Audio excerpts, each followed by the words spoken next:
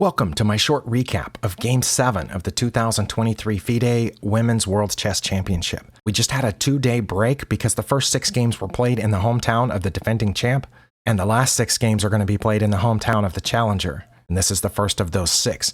This one was interesting to me because the challenger opened with e4. In her previous 3 games as white, she's opened with d4, and the defending champ opened with e4. But this time, the challenger opened with e4, and we got a Caro-Kann defense, which I'm fairly familiar with, obviously not at the Grandmaster level like these two women.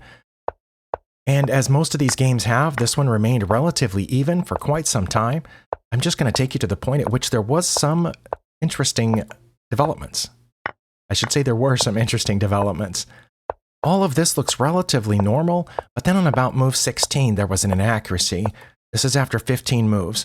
Now here, the engine says several moves will work for white. Among them are a3, h5, rook to d3. I'm not sure what rook to d3 aims to do, except maybe come over here and challenge the queen, maybe rotate to the right to point at the black king. And now that I'm looking at it, I'm not sure why this was counted as an inaccuracy by the game review, because it is one of the top 3 moves. It was this rook coming up to d3. So maybe it shouldn't have been counted as an inaccuracy, but the game review did. So I'm going to go ahead and skip past that part, but there was a time a little bit later on where it got even worse.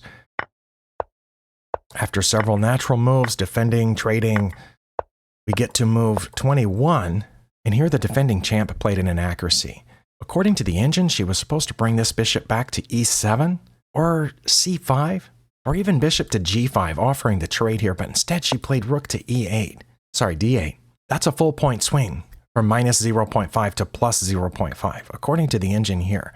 I'm not sure what her idea was. Perhaps she was thinking of sacrificing the rook for this knight, but that would give white a passed pawn, so I'm not sure about that. And for the next several moves, white maintained a little bit of an advantage, just a very slight advantage, which, as I've mentioned in previous games, is more significant for grandmasters than it is for us, but the defending champ was able to hold on, and we get to move 31.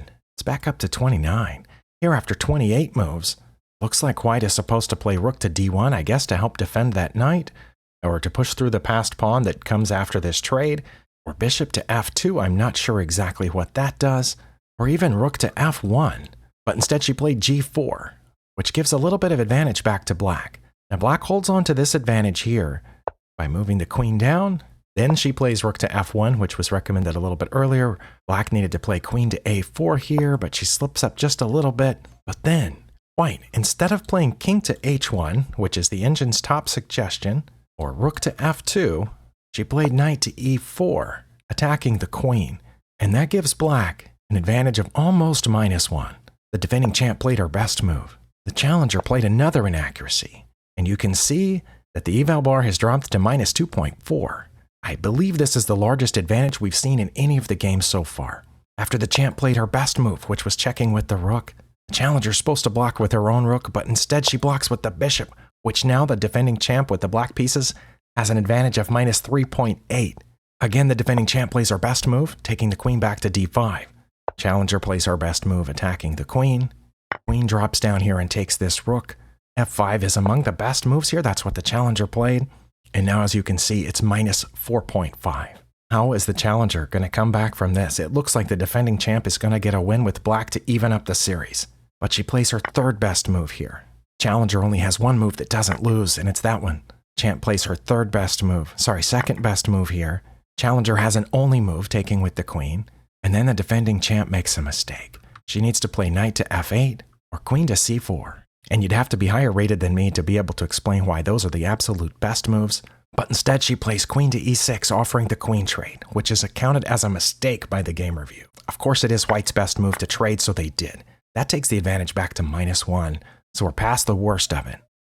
Now just a few moves later, we're staying close to -1 throughout all of this. The defending champ here needs to play king to e7 to maintain the very slight advantage that black has, but instead, she plays a move that's not listed among the top 3, which is going after that knight with the rook, and now it's back to even. So if you look at the graph for the game review, there's a section right in the middle of this game where the advantage drops down on that graph with black, as we saw, getting up to -4 or better. But she didn't play perfectly during that time, and the graph slips back to 0 right in the middle. And for the rest of the game, and I did catch the end of the live broadcast here, Both players have passed pawns, both players have knights, both players have rooks, but they start chipping away at those pawns. And you would think that black actually has an advantage here due to the extra pawn, extra 2 pawns now after that move. But as the announcers were saying during the game, it doesn't turn out to be an advantage because white is able to blockade those pawns, and in fact, in a little bit, it's going to be able to get rid of them. I don't know that I would have been able to win or hold a draw with either color here. I'm sure I would have found a way to slip up, but as you can see, white chops off one of the pawns here. After that move, it looks like you're giving up your rook by taking that pawn with the knight. But if you do, this knight drops in here, check, and takes the rook, and that is in fact what happened, and at this point, a draw was agreed to. Now for those last 10 or 20 moves, both players were really low on time. I caught the last, I don't know exactly how many minutes of this game.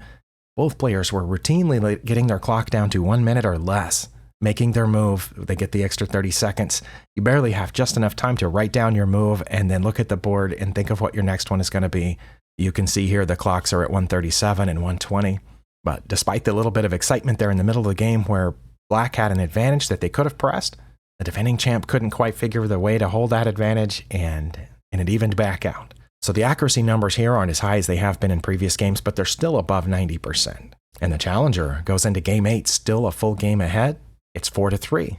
We have 5 games left in the classical time controls. Can't wait to see what happens. Thank you for spending your time here, and I'll see you next time.